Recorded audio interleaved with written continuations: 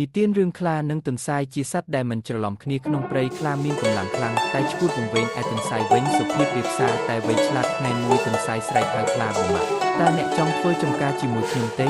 យើងនឹងដាំបន្លែដាំដំណាំហើយចែករក្សាគ្នាខ្លាយល់សពឃើញអាហារសម្បូរក៏សុខចិត្តយល់ព្រមទន្សាយណែនាំឲ្យខ្លាជីកដីជ្រុតកាត់ស្មៅឯខ្លួនឯងយកពូជ័យមកដាំតែខ្លាខំធ្វើតែមួយថ្ងៃក៏ធុញទ្រាន់យូរពេកមានវិធីណាឲ្យរហ័សជាងនេះទេ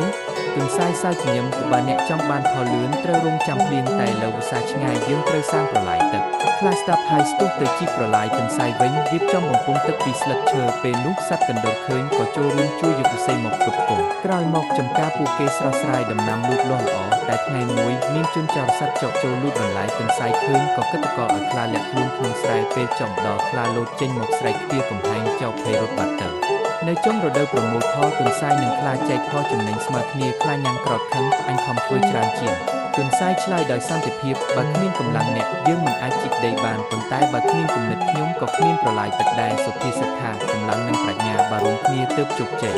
ខ្លាយហើយថយក្បាលស្ដាប់ក៏សម្រេចចិត្តចែករំលែកដោយសប្បាយតាំងពីពេលនោះមកពួកគេរស់នៅជាមួយគ្នាដោយសុខរៀនគោរពកិត្តិយសគ្នាដូចជាមិត្តភក្តិពិតប្រាកដ